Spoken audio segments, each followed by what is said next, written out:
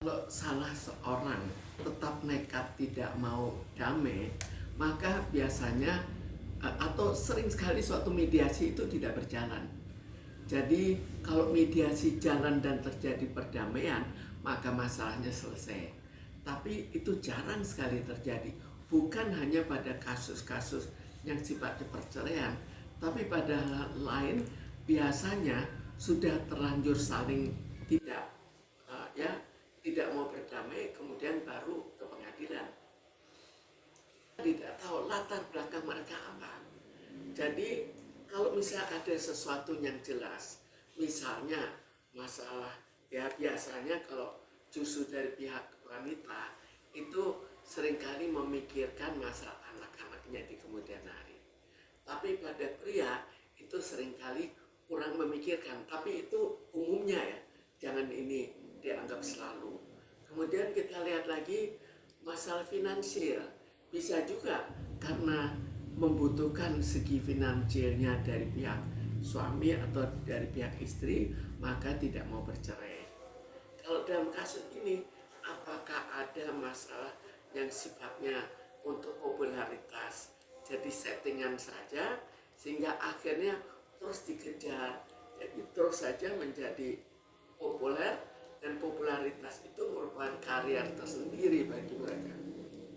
Kita lihat dari segi nafkah batin. Nafkah batin itu kan relatif sekali. Berapa kebutuhannya?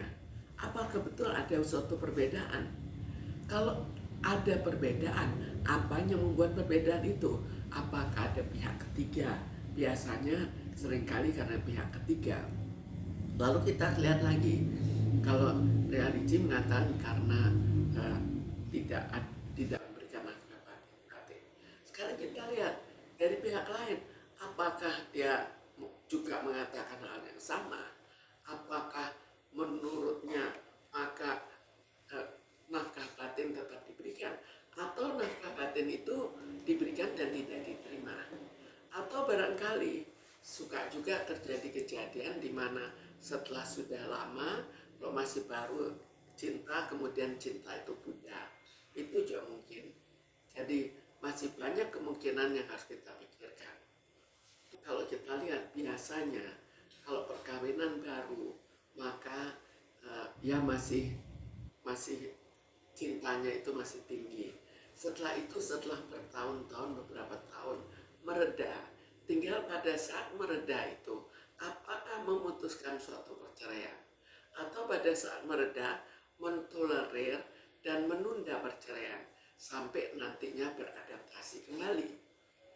Kalau sudah ya dalam keadaan bertengkar, sering bertengkar, akhirnya menyesuaikan diri, maka mungkin saja akhirnya tidak jadi bercerai. Atau kalau sudah ada pihak ketiga, itu memang lebih sulit. Tapi kalau kita lihat pada selebritis, itu kan cukup sering pihak ketiga. Jadi bagi mereka norma untuk cerai itu merupakan hal yang biasa-biasa saja.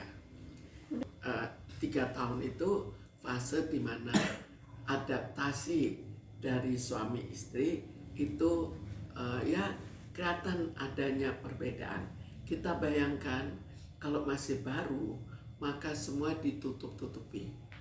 Apa yang ya misalnya kejelekannya masih ditutupi, tapi lama-lama itu tidak ditutupi lagi, dan disitulah mulai terjadi pertengkaran. Karena itu kembali dengan pertengkaran, bagaimana adaptasi dari masing-masing, toleransi dari masing-masing untuk mentolerir hal-hal yang kurang dari pihak suami maupun dari pihak istri. Itu jadi pertimbangan untuk memutuskan bercerai. Sekarang tinggal kita lihat, anak jadi pertimbangan, keluarga pun ikut jadi pertimbangan. Kalau keluarga jadi pertimbangan lebih daripada kalau anak lebih jadi pertimbangan untuk menunda perceraian dibandingkan dengan keluarga.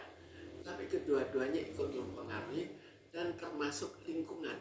Bagaimana lingkungan perkawanan mengarahkan ke arah ya bisa saja ganti yang lain atau jangan bercerai. mungkin saja betul-betul tidak suka. Jadi kita sebetulnya harus melihatnya pada saat mereka bukan diikuti oleh media. Bagaimana sikapnya? Apakah betul-betul sikapnya memang saling menjauh, siapa yang menjauhi dan siapa yang tidak menjauhi? Masalah kedekatan dengan keluarga itu selalu mungkin saja terjadi. Jadi baik pihak Rian maupun pihak Ria Ricci itu mungkin saja dekat dengan keluarga. Tinggal apakah kedekatan itu menjadi masalah, apakah kedekatan itu terlalu berlebih, atau dalam taraf yang wajar. Karena kita di negara Asia biasanya keluarga itu memang tetap mempunyai nilai untuk ikut mempengaruhi. Kita tidak tahu kenapa. Jadi di sini kan tidak terbuka mereka. Kalau terbuka mengatakan kenapa dia maunya berpisah, apakah ada pihak ketiga atau betul karena masalah keluarga. Kalau itu diberitahukan dengan sebenarnya, baru kita bisa tahu kira-kira bagaimana. Itu pun tidak bisa membuat perkiraan yang 100% benar. Pernikahan baiknya tidak cepat bercerai, karena nantinya yang baru itu juga belum tentu cocok. Jadi kecocokan seseorang dengan suaminya atau dengan istrinya itu juga sangat bergantung pada kepribadian orangnya. Ada yang kepribadiannya kemana siapapun suaminya atau siapapun istrinya tiap kali bercerai. Ada yang cenderung untuk mempertahankan. Jadi kita kembali pada kepribadiannya, pada hubungan keduanya, pada apa yang sekarang tidak disenangi, lalu pada hubungan dengan anak dan hubungan dengan keluarga, termasuk